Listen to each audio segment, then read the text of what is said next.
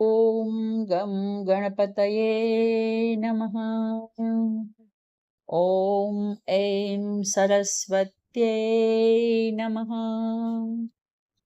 આગળ આપણે જોયું કે જે કર્મ થાય છે તેમાં 5 કારણો હોય છે. 5 કારણો ભેગા થાય ત્યારે જ કર્મ બની શકે છે. આ 5 કારણો ક્યાં છે તે બતાવતા ભગવાન કહે છે, અધિષ્ઠાનમ તથા કર્તા કरणं ચ પૃથક્વિધમ વિવિધાશ્ચ પૃથક ચેષ્ટા દૈવમ ચૈવાત્ર પંચમમ. અધિષ્ઠાન, કર્તા, કરણ, ક્રિયા અને દૈવ, આ 5 કારણોથી કર્મ થતા હોય છે. શરીર અને શરીર જે સ્થાનમાં રહે છે તે બંને અધિષ્ઠાન છે અને તે શરીરમાં રહેનારો જીવાત્મા, જેના વગર ગમે તેટલું શરીર બળવાન હોય તો પણ કશું ન કરી શકે. તેથી જીવાત્મા એ કર્તા છે. 5 જ્ઞાનેન્દ્રિયો, 5 કર્મેન્દ્રિયો, મન, બુદ્ધિ અને અહંકાર એ કર્મ કરવા માટેનું ઉપકરણ છે. આગળ આ જે 13 કરણો બતાવ્યા તેની ચેષ્ટા એ ક્રિયા છે. તેના દ્વારા જ બધી ક્રિયા થતી હોય છે. ત્યાર પછી આવે છે દૈવમ. દૈવમના 2 અર્થ છે, એક પ્રારબ્ધ અને બીજું ઈશ્વર.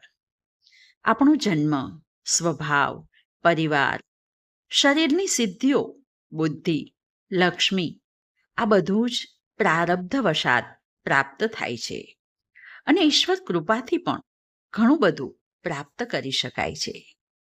તેથી આ 5 ભેગા થાય તો કર્મ થાય છે.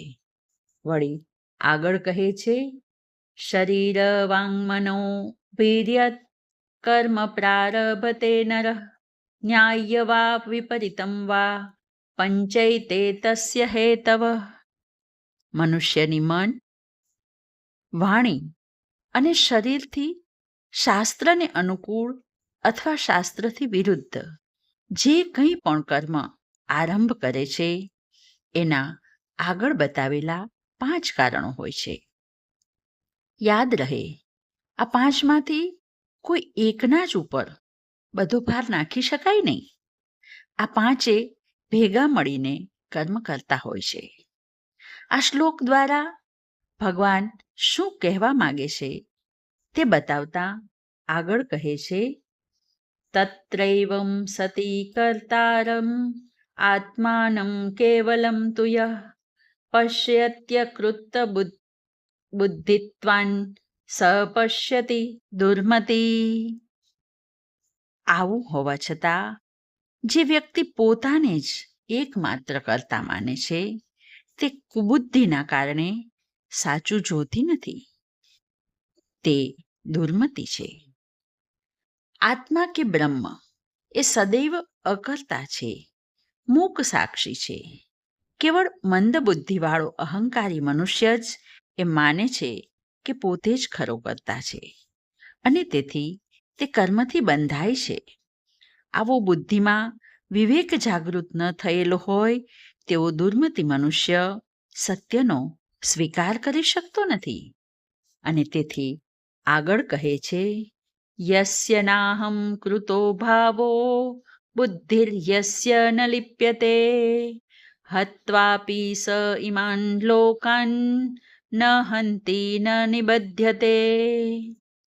જે મનુષ્યમાં અહંકાર ભાવ નથી, જેની બુદ્ધિ કર્મમાં લેપાતી નથી, તેવો મનુષ્ય આ લોકોને મારી નાખે તો પણ તે મારતો નથી અને તે કર્મ બંધનથી બંધાતો નથી. ભગવાન 5 વાતો વારંવાર કરે છે. અહંકાર વિના કાર્ય કરવું, આસક્તિ વિના કાર્ય કરવું, ફળની આશા વિના કાર્ય કરવું, લેપાયમાન થયા વિના કાર્ય કરવું અને ઈશ્વરાર્પણ ભાવથી કાર્ય કરવું. આ 5માંથી કોઈ પણ રીતે માણસ કાર્ય કરે તો તેનો ઉદ્ધાર થઈ જાય છે અને તે કર્મના બંધનથી બંધાતો નથી. આજે બસ આટલું જ. હરિ ઓમ.